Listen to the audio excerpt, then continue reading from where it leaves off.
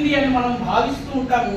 కానీ వాస్తవం ఏంటంటే మనము మాట్లాడుతూ ఉండగా మన ఈ సమావేశం జరుగుతున్న సమయంలో ప్రపంచంలో దాదాపు 100 యుద్ధాలు జరుగుతున్నాయి.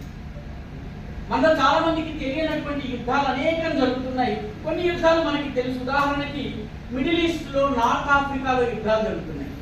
45 యుద్ధాలు జరుగుతున్నాయి. 45 యుద్ధాలు మనకి హూతీలు యెమెన్ లో చేస్తున్నటువంటిది, లేకపోతే గజాలో ఇజ్రాయెల్ చేస్తున్నటువంటిది, ఇరాన్ మీద ఇజ్రాయెల్ దాడి, ఇట్లాంటి కొన్ని తెలుసు. కానీ దాదాపు 45 యుద్ధాలు జరుగుతున్నాయి.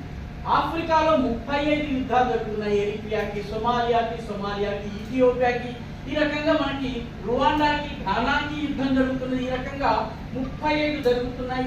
ఏషియాలో 19 యుద్ధాలు జరుగుతున్నాయి, చిన్న పెద్ద. యూరోప్ లో 4 యుద్ధాలు మనము మాట్లాడుతున్న సమయంలో ఆర్మీనియాకి, అజర్బైజాన్కి యుద్ధం జరుగుతుంది. సైప్రస్ లో టర్కీకి గ్రీస్ యొక్క సేనలు, టర్కీ సేనలు సైప్రస్ లో యుద్ధం చేస్తున్నాయి. ఇది బహుశా ప్రపంచంలో ఎక్కడా జరగదు. 2 దేశాలు సైప్రస్ లో ఎవడ ఆధిపత్యం ఉండాలన్నది నిర్ధారించుకునేందుకు 3వ దేశంలో యుద్ధం చేస్తున్నాయి.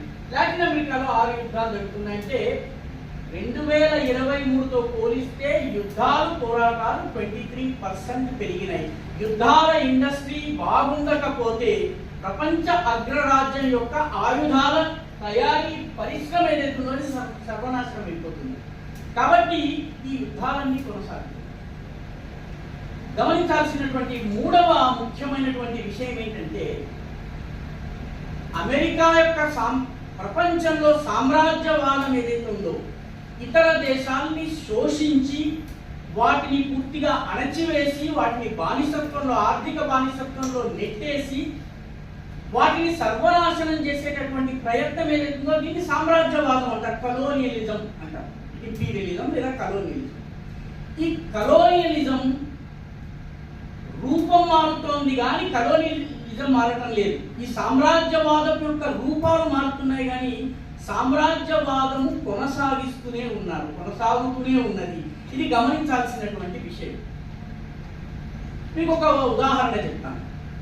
అంతకుముందు పోర్చుగీస్ వాళ్ళు, స్పెయిన్ వాళ్ళు, ఇటలీ వాళ్ళు, డచ్ వాళ్ళు, ఇంగ్లీష్ వాళ్ళు, ఫ్రెంచ్ వాళ్ళు ప్రపంచ ఆధిపత్యం కోసం పోరాడారు. ఎవరికి దొరికిన చోట వారి ఆధిపత్యం వచ్చింది. లాటిన్ అమెరికన్ కంట్రీలో మీకు స్పెయిన్, ఆ తర్వాత ఈ లాటిన్ కంట్రీస్ ఏవైతే ఉన్నాయో ఆ ఖండము పేరే లాటిన్ అమెరికాగా మారిపోయేటట్టుగా లాటిన్ వాళ్ళు అక్కడ ఆక్రమించుకున్నారు. డచ్ వాళ్ళు వచ్చారు, ఇండోనేషియా, తర్వాత వియత్నాం, ఇటువంటి దేశాలను వాళ్ళు ఆక్రమించుకున్నారు.